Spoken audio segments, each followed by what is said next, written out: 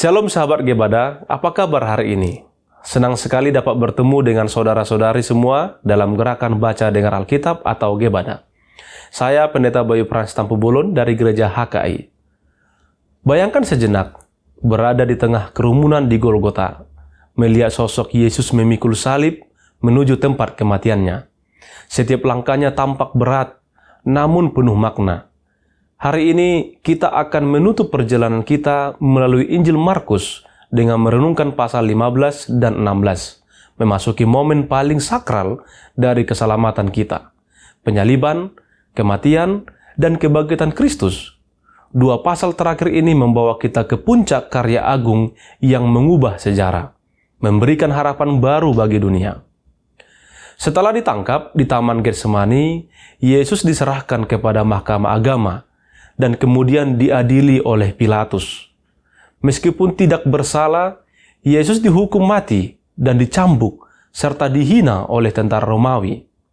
Yesus, Sang Anak Allah, dengan rendah hati memikul salib menuju Golgota, tempat penyalibannya. Di tengah penderitaan Yesus, seseorang muncul dari kerumunan. Ia adalah Simon dari Kirene. Simon dipaksa untuk memikul salib Yesus ketika dia tidak mampu lagi karena pencabukan yang begitu parah. Dalam tindakan ini, Simon menjadi simbol nyata dari panggilan Yesus bagi setiap murid untuk menyangkal diri, memikul salib, dan mengikut Dia. Mengikut Kristus berarti mendeladani penderitaannya, berserah kepada kehendak Allah, dan hidup dalam ketaatan kepadanya. Ketika Yesus akhirnya wafat di kayu salib, seorang kepala pasukan Romawi yang menyaksikan seluruh kejadian berseru, "Sungguh, orang ini adalah Anak Allah." Pengakuan ini merupakan inti dari iman gereja mula-mula. Yesus Kristus adalah Mesias, Anak Allah yang datang untuk menyelamatkan umatnya.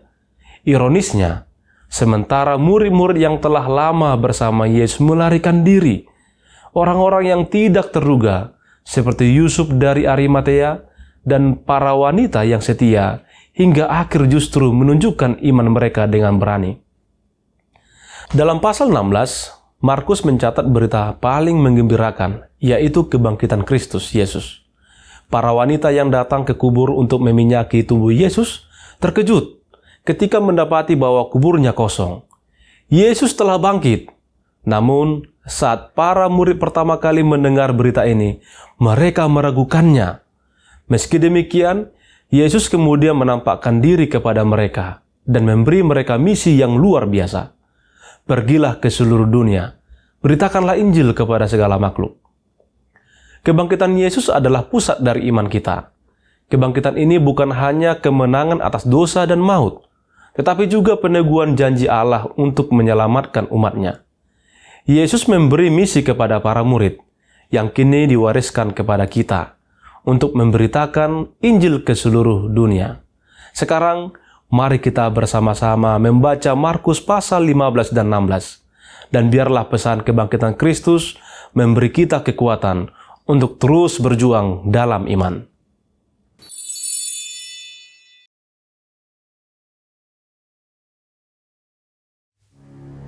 Pagi-pagi benar, imam-imam kepala bersama tua-tua dan ahli-ahli Taurat dan seluruh mahkamah agama sudah bulat mupakatnya. Mereka membelenggu Yesus, lalu membawanya dan menyerahkannya kepada Pilatus. Pilatus bertanya kepadanya, "Engkaukah Raja orang Yahudi?" Jawab Yesus, "Engkau sendiri mengatakannya." Lalu imam-imam kepala mengajukan banyak tuduhan terhadap dia. Pilatus bertanya pula kepadanya, katanya, "Tidakkah engkau memberi jawab? Lihatlah betapa banyaknya tuduhan mereka terhadap engkau." Tetapi Yesus sama sekali tidak menjawab lagi, sehingga Pilatus merasa heran. Telah menjadi kebiasaan untuk membebaskan satu orang hukuman pada tiap-tiap hari raya itu menurut permintaan orang banyak. Dan pada waktu itu, adalah seorang yang bernama Barabas sedang dipenjarakan bersama beberapa orang pemberontak lainnya. Mereka telah melakukan pembunuhan dalam pemberontakan. Maka datanglah orang banyak dan meminta supaya sekarang kebiasaan itu diikuti juga. Pilatus menjawab mereka dan bertanya, Apakah kamu menghendaki supaya kubebaskan raja orang Yahudi ini? ia memang mengetahui bahwa imam-imam kepala telah menyerahkan Yesus karena dengki. Tetapi imam-imam kepala menghasut orang banyak untuk meminta supaya Barabaslah yang dibebaskannya bagi mereka. Pilatus sekali lagi menjawab dan bertanya kepada mereka, Jika begitu, apakah yang harus kuperbuat dengan orang yang kamu sebut raja orang Yahudi ini? Maka mereka berteriak lagi, katanya, Salibkanlah dia! lalu Pilatus berkata kepada mereka, Tetapi kejahatan apakah yang telah dilakukannya? namun mereka makin keras berteriak. Salibkanlah dia! Dan oleh karena Pilatus ingin memuaskan hati orang banyak itu, ia membebaskan Barabas bagi mereka. Tetapi Yesus disesahnya, lalu diserahkannya untuk disalibkan. Kemudian serdadu-serdadu membawa Yesus ke dalam istana, yaitu gedung pengadilan, dan memanggil seluruh pasukan berkumpul. Mereka mengenakan jubah ungu kepadanya, menganyam sebuah mahkota duri, dan menaruhnya di atas kepalanya. Kemudian mereka mulai memberi hormat kepadanya. Katanya, Salam, hai raja orang Yahudi. mereka memukul kepalanya dengan buluh dan meludahinya dan berlutut menyembahnya. Sesudah mengolok-olokkan dia, mereka menanggalkan jubah ungu itu daripadanya dan mengenakan pula pakaiannya kepadanya. Kemudian Yesus dibawa keluar untuk disalibkan. Pada waktu itu, lewat seorang yang bernama Simon orang Kirene, ayah Alexander dan Rufus yang baru datang dari luar kota. Dan orang itu mereka paksa untuk memikul salib Yesus. Mereka membawa Yesus ke tempat yang bernama Golgota, yang berarti tempat tengkorak. Lalu mereka memberi anggur bercampur mur kepadanya, tetapi ia menolaknya.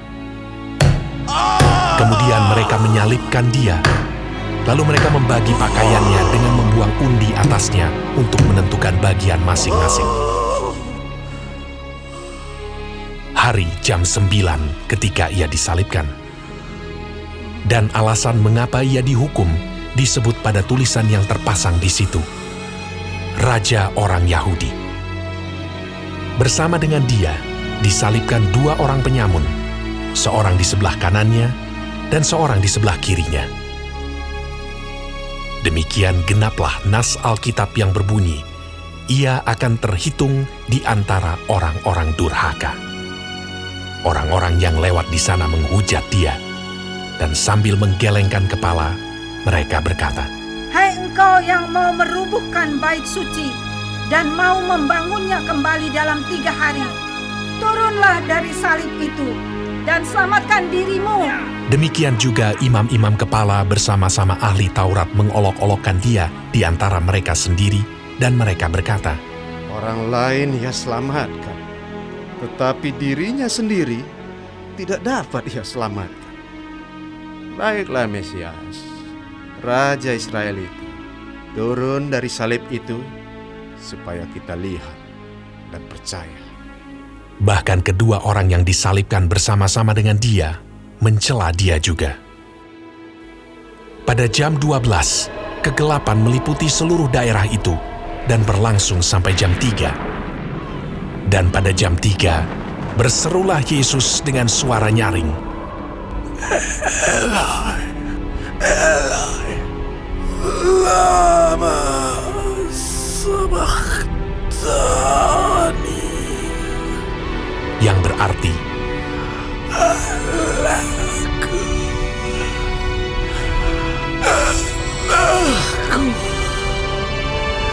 mengapa kau meninggalkan aku?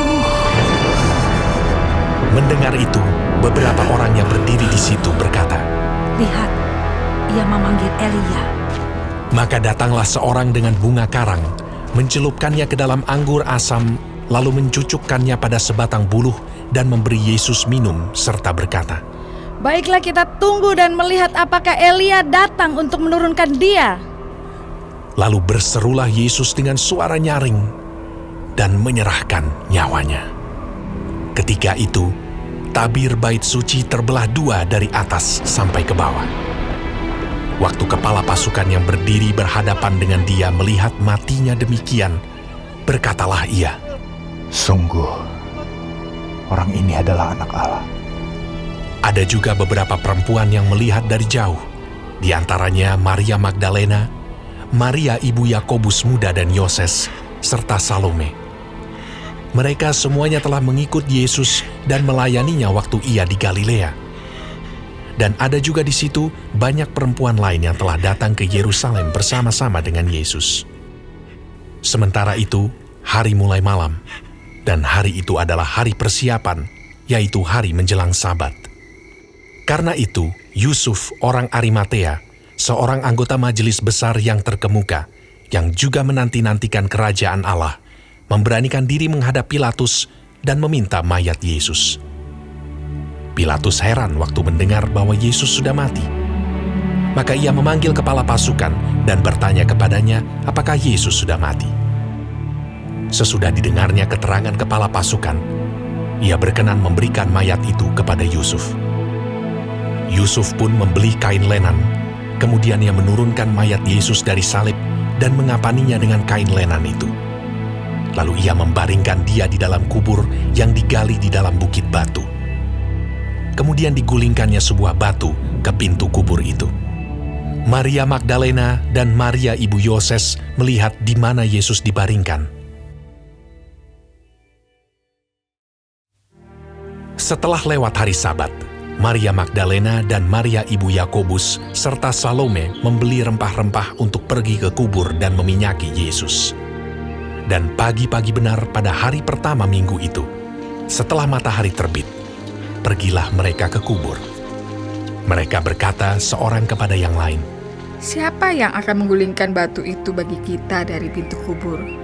Tetapi ketika mereka melihat dari dekat, tampaklah batu yang memang sangat besar itu sudah terguling. Lalu mereka masuk ke dalam kubur, dan mereka melihat seorang muda yang memakai jubah putih duduk di sebelah kanan. Mereka pun sangat terkejut. Tetapi orang muda itu berkata kepada mereka, Jangan takut. Kamu mencari Yesus orang Nazaret yang disalibkan itu. Ia telah bangkit. Ia tidak ada di sini. Lihat, inilah tempat mereka membaringkan dia. Tetapi sekarang pergilah, katakanlah kepada murid-muridnya dan kepada Petrus, ia mendahului kamu ke Galilea. Di sana kamu akan melihat dia, seperti yang sudah dikatakannya kepada kamu. Lalu mereka keluar dan lari meninggalkan kubur itu, sebab gentar dan dahsyat menimpa mereka. Mereka tidak mengatakan apa-apa kepada siapapun juga karena takut. Dengan singkat mereka sampaikan semua pesan itu kepada Petrus dan teman-temannya. Sesudah itu, Yesus sendiri dengan perantaraan murid-muridnya memberitakan dari timur ke barat berita yang kudus dan tak terbinasakan tentang keselamatan yang kekal itu. Setelah Yesus bangkit pagi-pagi pada hari pertama minggu itu, ia mula-mula menampakkan dirinya kepada Maria Magdalena. Daripadanya, Yesus pernah mengusir 7 setan. Lalu perempuan itu pergi memberitahukannya kepada mereka yang selalu mengiringi Yesus dan yang pada waktu itu sedang berkabung dan menangis. Tetapi ketika mereka mendengar bahwa Yesus hidup dan telah dilihat olehnya, mereka tidak percaya. Sesudah itu, ia menampakkan diri dalam rupa yang lain kepada 2 orang dari mereka ketika keduanya dalam perjalanan keluar kota. Lalu kembalilah mereka dan memberitahukannya kepada teman-teman yang lain. Tetapi kepada mereka pun, teman-teman itu tidak percaya. Akhirnya ia menampakkan diri kepada ke-11 orang itu ketika mereka sedang makan. Dan ia mencela ketidakpercayaan dan kedegilan hati mereka, oleh karena mereka tidak percaya kepada orang-orang yang telah melihat dia sesudah kebangkitannya.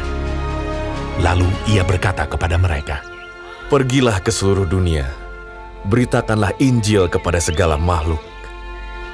Siapa yang percaya dan dibaptis akan diselamatkan. Tetapi siapa yang tidak percaya akan dihukum. Tanda-tanda ini akan menyertai orang-orang yang percaya. Mereka akan mengusir setan-setan demi namaku. Mereka akan berbicara dalam bahasa-bahasa yang baru bagi mereka. Mereka akan memegang ular, dan sekalipun mereka minum racun maut, mereka tidak akan mendapat celaka. Mereka akan meletakkan tangannya atas orang sakit, dan orang itu akan sembuh. Sesudah Tuhan Yesus berbicara demikian kepada mereka, terangkatlah ia ke sorga, lalu duduk di sebelah kanan Allah. Mereka pun pergilah memberitakan Injil ke segala penjuru, dan Tuhan turut bekerja dan meneguhkan firman itu dengan tanda-tanda yang menyertainya.